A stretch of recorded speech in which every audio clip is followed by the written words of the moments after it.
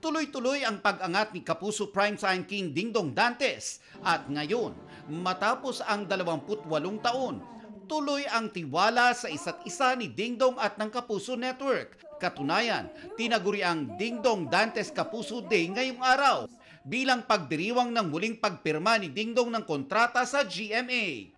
Kasama niyang pumirma sina GMA Network Chairman Attorney Felipe L. Gozon, President and CEO Gilberto Arduavit Jr., Executive Vice President and Chief Financial Officer Felipe S. Yalong, SVP for Entertainment Group Lilibet G. Razonable, at manager ni Dong na si PPL Entertainment President and CEO Perry Lansigan. Hindi pa niya nararating ang pinakatuktok ng kanyang mararating. Si Dingdong pataas pa.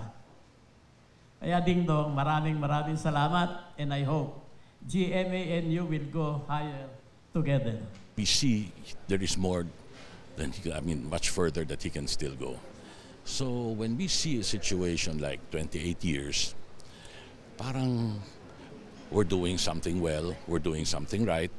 Patuloy ang relationship, ang strengthening ng kaisahan with talents. Si Dingdong is a well-rounded actor. No one can contest that he's the best host that we have in the Philippines now.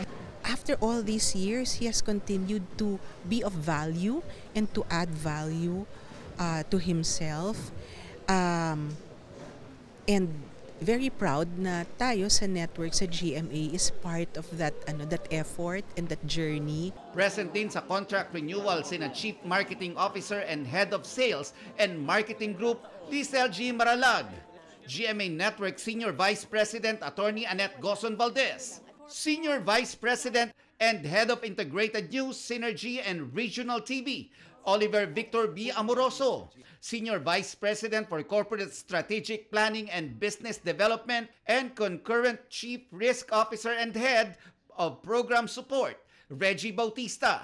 First Vice President for GMA Public Affairs and EVP for GMA Pictures, Nessa Baldelion. At iba pang opisyal ng Kapuso Network. He's undeniably one of the most loyal. Kaya mahal na mahal namin si Dingdong, and we're very happy na talagang he remains a Kapuso. Sa huli, nagpasalamat si Dingdong sa mga oportunidad na ibinigay sa kanya sa Kapuso Network. New set of opportunities, and masaya ako na binibigyan pa rin nila ako ng opportunity at pagkakataon na gawin yung gusto kong gawin.